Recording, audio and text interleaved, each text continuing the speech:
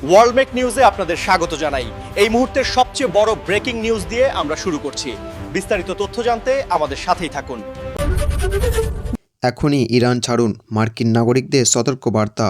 হামলা চূড়ান্ত প্রস্তুতি ট্রাম্পের। বছরের শুরুতে ফের মার্কিন শুল্ক বাড়, 25% বাড়তি কর চাপালো ভারতের উপর। আগামী মাসে রাজ্যের বাজেট ভোটের আগে মমতার উপহার কি তাকিয়ে জনতা। বিজেপির ছকে খেলছে কমিশন, বেছে বেছে মহিলাদের নাম বাদ, কমিশনকে তোপ মুখ্যমন্ত্রীর। এবার এসআইআর তলব দুই প্রাক্তন সংসদ টুসু বোস ও সিনজয়কে, হয়রানির শিকার গোটা পরিবার। আইপ্যাক কাণ্ডে নবান্নের সামনে ধর্নার পরিকল্পনা, অনুমতি চেয়ে হাইকোর্টে বিজেপি। চন্দ্রকোনায় কনভয়ে হামলা, সিবিআই তদন্তের দাবিতে হাইকোর্টে শুভেন্দু অধিকারী। গাড়িতে 4000 ফর্ম 7, বাঁকুড়ায় আটক 2 বিজেপি নেতা, প্রমাণ দিয়ে মমতা বললেন নামবাদের ষড়যন্ত্র। ভিন রাজ্যে কাজে গিয়ে ফের মুর্শিদাবাদের শ্রমিকের রহস্য মৃত্যু, দুর্ঘটনা নাকি খুন। বিজেপির আবর্জনা, কোচবিহার নিশীথকে নিশানা অভিষেকের, বললেন চতুর্থবারও মুখ্যমন্ত্রী হবেন মমতাই। দিনহাটায় নরখাদক, খুনের পর বাড়িতে এনে ধোয়া হচ্ছিল মৃতদেহকে। নিপা সংক্রমণ রুখতে একযোগের কাজের বার্তা, মমতাকে ফোন নাড্ডার। ইরানে নজর রাখছে ভারত, সাবধানী প্রতিক্রিয়া দিল্লির, এড়ানো যাবে 75% মার্কিন শুল্কের কাঁটা। বড়সড় দুর্ঘটনার হাত থেকে রক্ষা পেল মাঝ আকাশে পাখির ধাক্কা ইন্ডিগো বিমানের, তড়িঘড়ি জরুরি অবতরণ পাইলটের। বিদ্রোহীদের হামলায় ফের রক্তাক্ত পাকিস্তান, মৃত্যু অন্তত 7 পুলিশ কর্মীর, গৃহযুদ্ধে খণ্ডিত হবে পাকিস্তান।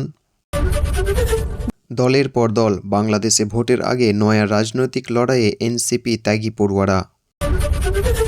হাদির মৃত্যু ইউনিসের হাতিয়ার, বৃহত্তর ষড়যন্ত্রে ভারতকে নিশানা, বিস্ফোরক হাসিনা।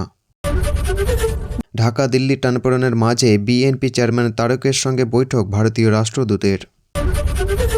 এতক্ষণ শুনলেন সংবাদ শিরোনাম, এবার জানাবো বিস্তারিত খবর। এখনই ইরান ছাড়ুন, মার্কিন নাগরিকদের সতর্ক বার্তা, হামলার প্রস্তুতি নিচ্ছে আমেরিকা। ভেনেজুয়েলার পর এবার কি ইরানের দিকে নজর আমেরিকার? মধ্যপ্রাচ্যে নতুন করে যুগের আশঙ্কা আরও জোরালো হচ্ছে।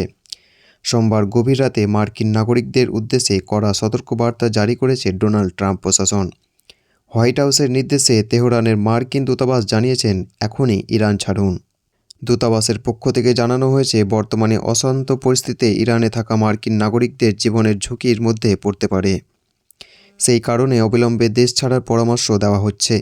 পাশাপাশি কোন কোন দেশ হয়ে তুলনামূলক নিরাপদে ইরান ছাড়া যাবে তাও জানিয়ে দেওয়া হয়েছে। যেহেতু ইরানের অধিকাংশ বিমান সংস্থা উড়ান বন্ধ রেখেছে, তাই স্থলে আর্মেনিয়া এবং তুরস্কর হয়ে ইরান ছাড়ার পরামর্শ দেওয়া হয়েছে। এই সতর্কবার্তায় আন্তর্জাতিক মহলে জল্পনা আরও বেড়েছে। বিশেষজ্ঞদের মতে ইরানে কোনো বড় সামরিক পদক্ষেপ নেওয়ার আগেই নিজেদের নাগরিকদের নিরাপদে সরিয়ে নিতে চাইছে আমেরিকা। উল্লেখ্য, ইরানে গত 28শে ডিসেম্বর থেকে শুরু হওয়া বিক্ষোভ এখন বৃহত্তর আন্দোলনের রূপ নিয়েছে। মূল্যবৃদ্ধি, স্বাস্থ্য ও শিক্ষার ক্ষেত্রে প্রশাসনিক ব্যর্থতা এবং কঠোরপন্থী ধর্মীয় শাসনের বিরুদ্ধে পথে নেমেছে সাধারণ মানুষ। রাজধানী তেহরান ছাড়িয়ে দেশের বিভিন্ন শহরে পড়েছে বিক্ষোভ। অভিযোগ, এই বিক্ষোভ দমন করতে ইরানের নিরাপত্তা বাহিনী নির্বিচারে গুলি চালাচ্ছে এবং ব্যাপক ধরপাকড়াও শুরু করেছে।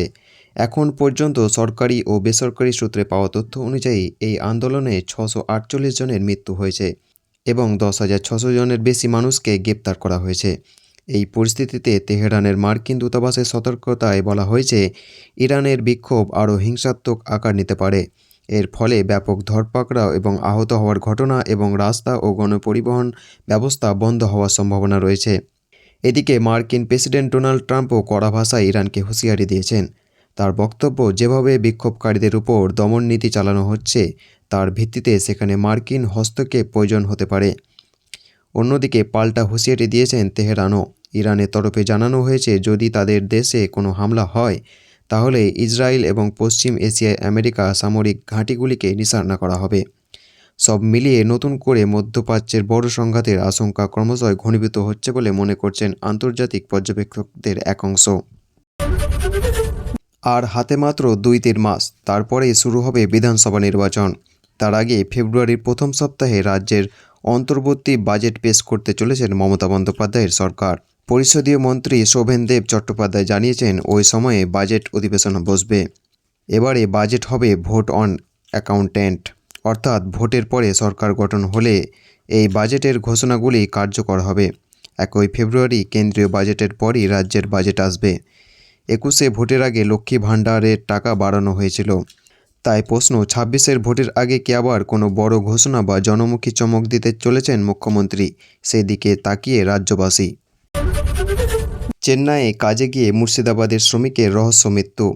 ঘটনাকে কেন্দ্র করে ব্যাপক চাঞ্চল্য ছড়িয়েছে সুতিতে। কিন্তু দেহ বাড়িতে ফেরানোর সামর্থ্য নেই পরিবারের, তাই চাঁদা তুলে দেহ ফেরানোর উদ্যোগ নিয়ে প্রতিবেশীরা। কিন্তু কিভাবে মৃত্যু হলো ওই শ্রমিকের? পরিবারের অভিযোগ খুন করা হয়েছে।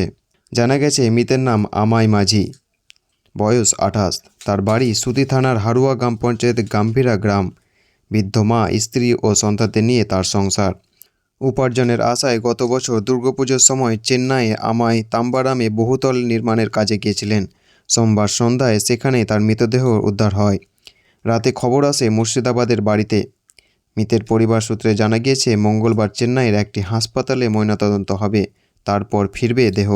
ইতিমধ্যে গোটা ঘটনাটি জঙ্গিপুর সাংসদ খলিলুর রহমানকে জানিয়েছে। এ বিষয়ে সুতি তৃণমূল বিধায়ক ইমানি বিশ্বাস বলেন, গোটা ঘটনার কথা আমি শুনেছি। আমাদের সরকার এবং তৃণমূল সব রকমভাবে ওই পরিবারের পাশে থাকবে। এতক্ষণ শুনলেন বিস্তারিত সংবাদ। আজকের মতো সংবাদ এখানেই শেষ হলো। ধন্যবাদ।